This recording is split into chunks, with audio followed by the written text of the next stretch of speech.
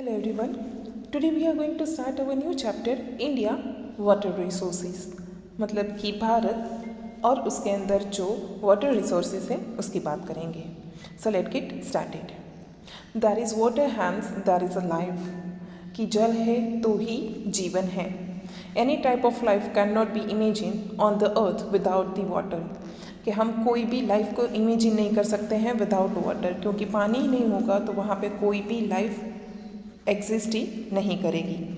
There is no other option of water resources, कि water के अलावा दूसरा कोई रिसोर्स ही नहीं है. The list of its usage is very long, कि अगर हम एक लिस्ट बनाएं कि वाटर के यूसेज के बारे में तो वो बहुत ही लंबी बनेगी. Entire biotic world use water to sustain itself. Biotic world मतलब कि जो सजीव सृष्टि है तो उसके सस्टेन के लिए वाटर एक इम्पोर्टेंट थिंग है. The prosperity of any nation depends on it's agriculture and the amount of water it uses in it. कि अगर कोई भी देश की समृद्धि की बात करें तो उसका पूरा आधार है तो वो एग्रीकल्चर मतलब कि खेती के ऊपर है, और जो वो वाटर का यूज़ करता है उसके ऊपर डिपेंडेंट है. Water is also required for drinking, domestic uses and in industries. कि जैसे कि हमें पता है कि पानी का यूज़ है वो पीने के लिए, डोमेस्टिक यूजेस के लिए और इंडस्ट्रीज़ में ज़्यादातर होता है. Water shortage is being created because of the rate and volume at which it is being used by increasing population and for development project. जैसे कि हमें पता है कि जैसे ही पॉपुलेशन बढ़ती जाती है दिन ब दिन और उसके जो विकास के लिए जो काम होते हैं तो उसमें पानी का जो यूज़ है वो सबसे ज़्यादा होता है. तो ऐसी ही परिस्थिति रही तो जिसकी वजह से पानी की अछत मतलब कि शॉर्टेज भी क्रिएट हो सकता है. With this consideration it is necessary to use water sparingly. पर यही सारी चीज़ को ध्यान में रख के हमें पानी का जो यूज़ है तो वो बहुत ही अच्छी तरीके से करना चाहिए, मतलब कि विवेकपूर्ण करना चाहिए. Water is a limited resource. जैसे कि हमें पता है वाटर पीने के लिए वो एक लिमिटेड रिसोर्स है हमारे पास. जो मीठे पानी की बात की जाए, no other resources can be used in its place, कि इसके अलावा कोई दूसरा जो सोर्स है वो हम यूज़ नहीं कर सकते हैं. If the environment exists, it is because of water. So water is an inseparable part of life. कि अगर एनवायरनमेंट को एग्जिस्ट रखना है तो उसके लिए वाटर का होना बहुत ज़रूरी है, क्योंकि वाटर ही नहीं होगा, प्लांट्स नहीं होंगे, एनिमल्स नहीं होंगे, हम नहीं होंगे तो कोई भी चीज़ एग्जिस्ट नहीं कर पाएगी. कि जो वाटर है वो हमारी लाइफ का इनसेपरेबल, कि जिसको हम अलग नहीं कर सकते अपनी लाइफ से, वैसा ही एक पार्ट है. Now talking about sources of water. So there are three sources of water: rainwater, surface water and groundwater, जो कि हमने नॉर्मली 8 और 9 स्टैंडर्ड में इसका बेसिक इन्फॉर्मेशन है वो लिया ही होता है. So first of all starting with rainwater. Rain is the original source of water on the earth. जैसा कि हमें पता है, आप जब आगे के 6-7 स्टैंडर्ड में भी आपने ये साइंस में ये चीज़ सीख ली है कि जो मेन सोर्स है वाटर का तो वो क्या है, रेन है. River, lake, streams, well etcetera are secondary sources. कि जो रिवर, लेक्स, स्ट्रीम्स, वेल्स ये सब की बात की जाए तो वो सेकेंडरी सोर्सेज है, क्योंकि जब भी रेन होगा, पानी आएगा, तभी ये सारी चीज़ों के अंदर पानी इकट्ठा होगा. All the sources exist due to rainfall. Second one is surface water.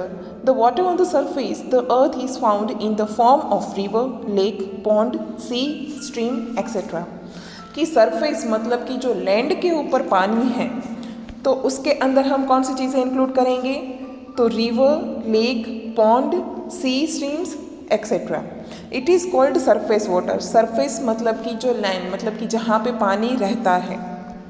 Reverse are the main source of surface water. कि सरफेस वाटर में अगर हम मेन सोर्स की बात करें तो वो क्या है, रिवर्स हैं. And the third one is ground water. Ground water has an important place among the sources of water. अभी ग्राउंड वाटर मतलब कि जो लैंड के नीचे पानी है, तो ग्राउंड वाटर है उसका भी एक इम्पोर्टेंट पार्ट है वाटर सोर्सेज के अंदर. Groundwater is obtained due to the process of water absorbed by the lower strata of the land. तो ये चीज़ हम सबको पता है कि जैसे ही रेनफॉल होता है तभी वो पानी 5-6 बारिश तक तो वो पानी लैंड के अंदर ही चला जाता है। तो वो लैंड के अंदर क्यों जाता है? ताकि वो ग्राउंड वाटर के तौर पे सेव हो सके। अगर आपको याद हो तो स्टैंडर्ड 7th के अंदर अगर लैंड के जितने भी पार्ट्स दिखाए हैं A, B, C और D, तो जिसके अंदर जो ग्राउंड वाटर है तो वो C लेवल है तो वहाँ से वो स्टोर होना शुरू हो जाता है। तो ये ग्राउंड वाटर का हम बाद में भी यूज़ कर सकते हैं। The volume of ground water is unlimited. In the northern plains of India there is about 42% of ground water. कि हम अगर जो भारत के उत्तरी मैदान हैं तो उसकी बात करें तो उसमें 42% तक जो ग्राउंड वाटर है वो पाया जाता है। In southern India, there is less of groundwater due to the plateau and mountain region. पर अगर हम साउथ की बात मतलब कि दक्षिण की बात करें तो वहाँ पे ग्राउंड वाटर कम पाया जाता है। क्यों? क्योंकि वहाँ पे जो ज़्यादातर एरिया है वो माउंटेनियस रीजन है, जो पर्वत है उसकी वजह से वहाँ पे ग्राउंड वाटर थोड़ा कम मिलता है। Ground water is utilised maximum for irrigation. कि ग्राउंड वाटर का सबसे ज़्यादा जो यूज़ है वो इरिगेशन के लिए यूज़ होता है। Now moving towards to water resources and use, मतलब कि जो जल संसाधन है और उसके उपयोग। So first of all starting with irrigation, मतलब कि सिंचाई। About 84% of water in India is useful for irrigation. For example, about 1500 liters of water is required to produce 1 kg of wheat. कि भारत में लगभग 84% जो वाटर है तो वो इरिगेशन के लिए यूज़ होता है। तो एक एग्जांपल दे तो उसमें से 1500 लीटर पानी है तो वो सिर्फ 1 kg वीट को ग्रो करने के लिए उसकी रिक्वायरमेंट रहती है। Paddy, jute and sugar cane crops require more water. कि जैसे कि पैडी मतलब कि डांगर, जूट मतलब कि शन और शुगर कैन मतलब कि जो शेल्डी जिसे हम कहते हैं, तो उसकी जो क्रॉप्स है उसको ज़्यादा पानी की ज़रूरत रहती है। Water is being used for irrigation since Asian times. कि जो पानी का यूज़ है इरिगेशन के लिए तो वो तो एशियन टाइम से चला आता है। In 2nd century the famous grand anicut canal was constructed across the river Kaveri. 2nd century के अंदर कावेरी नदी के ऊपर ग्रैंड एनीकट कैनाल बनवाई गई थी। यहाँ पे ये ध्यान रखिएगा कि कौन सी रिवर के ऊपर कौन सा प्रोजेक्ट चल रहा है, ये मोस्ट इम्पोर्टेंट थिंग है। In 1882 the eastern Yamuna canal was constructed in Uttar Pradesh. कि 1882 में उत्तर प्रदेश की जो पूर्वीय यमुना है तो उसकी कैनाल का कंस्ट्रक्शन करने में आया था। There are 3 medium of irrigation in India. India के अंदर इरिगेशन के 3 माध्यम हैं। First one is wells and tubewells, मतलब कि कुआं और tubewells. Second one is canals के जिसको नहर भी कहा जाता है, and the third one is ponds मतलब कि लेक्स, तड़ाव जिसे हम कहते हैं। Out of this wells and canals are major medium of irrigation. कि इसमें से जो वेल्स हैं और जो कैनाल है तो वो मेजर मीडियम माना जाता है इरिगेशन के लिए। Canals and ponds come at 2nd and 3rd place respectively. कि जिसके अंदर कैनाल्स और पॉन्ड्स है तो वो 2nd और 3rd प्लेस पे आता है, मतलब कि 2nd नंबर कैनाल का और 3rd नंबर पॉन्ड्स का। Canal irrigation is practiced in the waste plains of Satluj, Ganga and Yamuna and also in the delta region of Mahanadi, Godavari, Krishna and Kaveri rivers in the eastern plains। Canals के through जो सिंचाई मतलब कि irrigation किया जाता है तो उसके अंदर सतलुज, यमुना और गंगा का जो मैदान है वहाँ से लेके जो पूर्व तटीय मैदान है जिसके अंदर महानदी, गोदावरी, कृष्णा और कावेरी का जो डेल्टा रीजन है मतलब कि मुख त्रिकोण है तो वही रीजन के अंदर होता है। Wells and tubewells are very common in alluvial plains. जो ट्यूबवेल्स और वेल्स हैं तो वो एलुवियल प्लेन्स मतलब कि कांप के मैदान है तो वहाँ पे इजीली अवेलेबल होता है। Irrigation by ponds is practised more in the eastern and southern state. कि जो पॉन्ड्स के थ्रू इरिगेशन होता है तो वो पूर्व और दक्षिण के जो राज्य है वहाँ पे ज़्यादा होता है। Now moving towards to multi-purpose project. Many large and small rivers flow in India. कि जैसे कि हमें पता है कि इंडिया के अंदर कई सारी छोटी और बड़ी जो रिवर्स हैं वो फ्लो होती हैं. Water transportation is very rich in India. कि भारत का जो जल परिवहन है वो बहुत ही समृद्ध है. This is because is physiography in such that many reverse merge with other rivers and empty the water into the sea.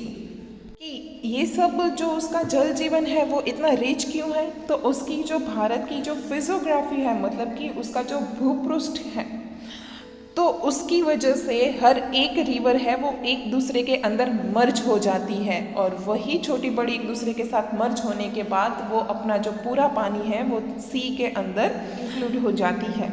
With the idea that these water may be harnessed for various purpose, multi-purpose project and plant on many rivers. तो ये सारे पानी का use है तो वो एक various purpose के लिए या तो मल्टीपर्पज़ के लिए यूज़ होता है. जैसे कि जैसी योजनाएं बनाई जाती हैं नदी के ऊपर, तो ये सारा जो पानी है तो वो उसके अंदर ही यूज़ होता है. A multipurpose project means to solve various problem associated with river valleys.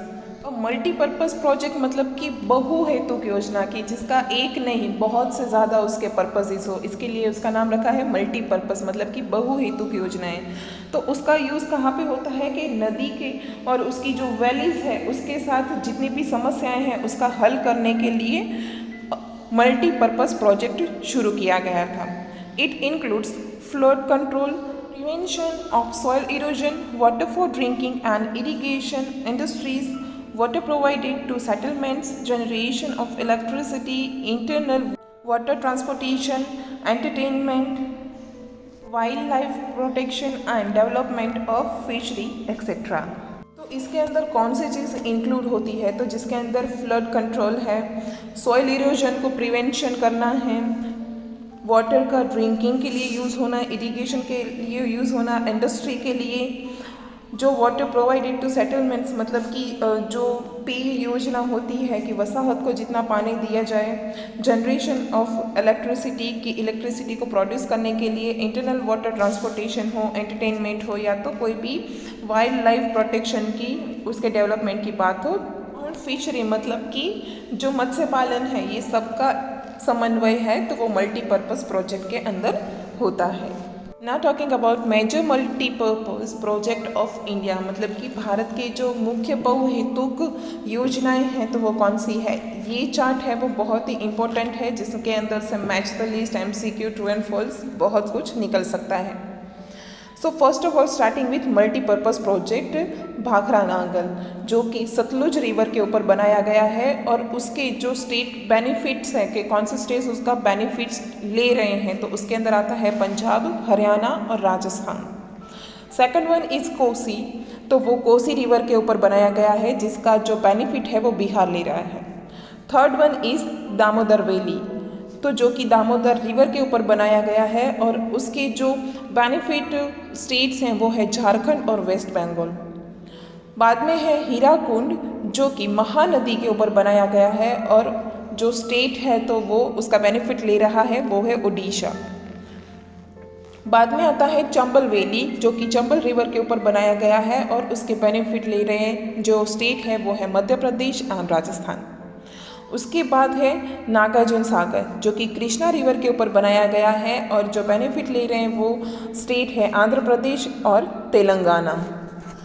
उसके बाद है कृष्णारिन सागर, जो कि कावेरी नदी के ऊपर बनाया गया है, और जो बेनिफिट ले रहे स्टेट है वो है कर्नाटक और तमिलनाडु. उसके बाद आता है तुंगभद्रा, जो कि तुंगभद्रा रिवर के ऊपर बनाया गया है, और जो बेनिफिट ले रहे राज्य हैं वो है Karnataka and Andhra Pradesh. Next one is Narmada valley, जिसको सरदार सरोवर भी कहा जाता है, और वो नर्मदा रिवर के ऊपर बनाया गया है, और उसके बेनिफिट ले रहे स्टेट हैं मध्य प्रदेश, गुजरात, राजस्थान एंड महाराष्ट्र. गुजरात की बात की जाए तो वहाँ पे खास ध्यान दीजिएगा. नेक्स्ट वन है कडाना वणाकबोरी, जो कि महिसागर नदी के ऊपर है, और उसके बेनिफिट ले रहे राज्य हैं वो है गुजरात. उसके बाद आता है उकाई, जो कि काकरापार, जो कि तापी रिवर के ऊपर बनाया गया है और बेनिफिट ले रहा राज्य है गुजरात।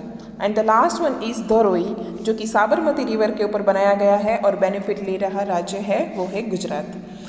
तो आज हमने जो डिस्कशन किया तो वो वाटर सोर्सेज के बारे में, वाटर रिसोर्सेज और उसके यूज़, और जो मेजर मल्टीपर्पज़ प्रोजेक्ट है इंडिया के उसके बारे में। आज का आपका होमवर्क है कि ये जो पूरा चार्ट अभी आपको दिख रहा है वो आपको लिख के लर्न करना है। Thank you.